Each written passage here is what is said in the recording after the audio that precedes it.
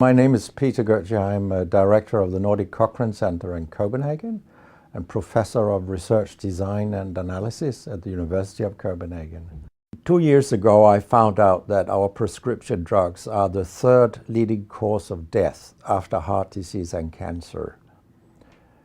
Our drugs kill around 200,000 people in America every year, and half of these people die while they do what their doctors told them. So they die because of the side effects. The other half die because of errors. And it's often the doctors that make the errors, because any drug may come with 20, 30 or 40 warnings, contraindications, precautions and so on. No doctor in the world knows about all this. So they give patients drugs that they should not have given them, that interact dangerously with other drugs or food items or so on. And then the patients die. That's the other half. So the other thing I found out 2 years ago was that much of what the drug industry does fulfills the criteria for organized crime in US law. And they behave in many ways like the mafia does. They corrupt everyone they can corrupt. They have bought every type of person, even including ministers of health in some countries. So there is a huge amount of corruption. In my country, for example, Denmark, we are regarded as having very little corruption. But yet we have thousands of doctors on industry payroll, although we are just 20,000 doctors. So this is an effective kind of corruption. The drug industry buys the professors first, then chiefs of department, then other chief physicians and so on. They don't buy junior doctors. So when several thousands are on industry payroll, it's really, really bad. And that's why I wrote my book, Deadly Medicines and Organized Crime, How Big Pharma Has Corrupted Healthcare. I hope to convince patients not to take so many drugs, because so many die from the drugs they take. In my country, people take so many drugs that every single citizen can be in treatment with 1.5 drugs from they are born till they die. This is incredible. And drugs are not that helpful. And they kill very many of us. We know that. That's why drugs are the third major killer after heart disease and cancer.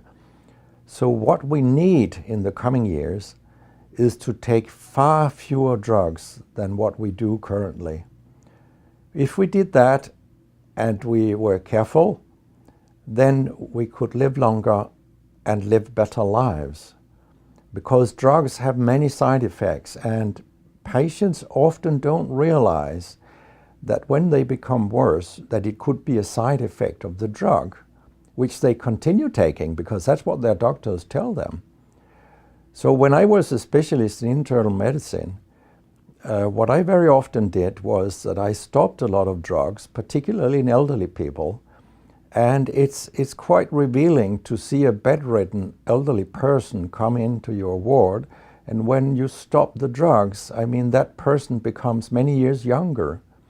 And many of these drugs affect the brain, and old people tolerate that very, very badly.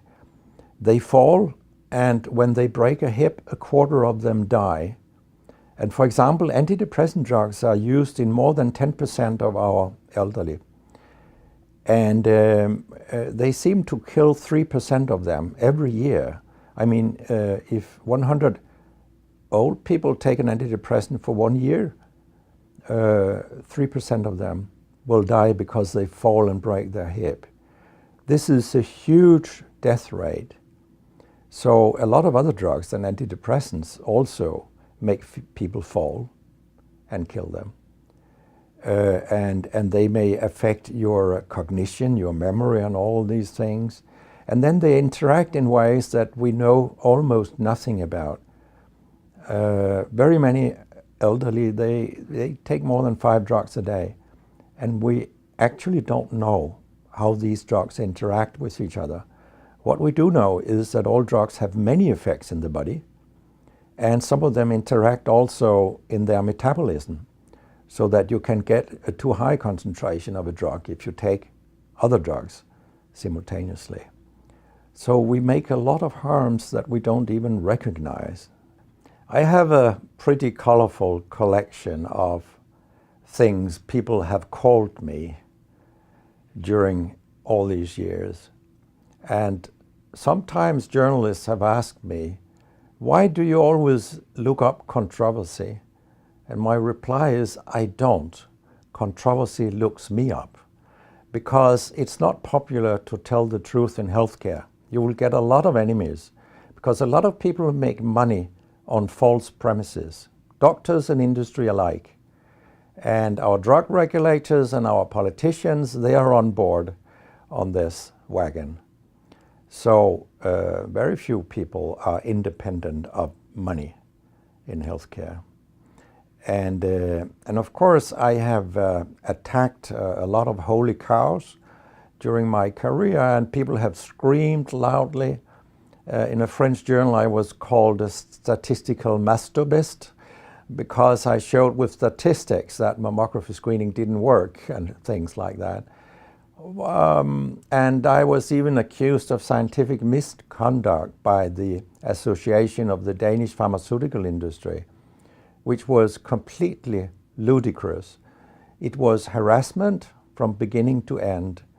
They came with vague arguments that we cannot recognize the conclusions in your study, and they could have come up with numbers and said, these numbers are wrong. They didn't do anything. It was only harassment.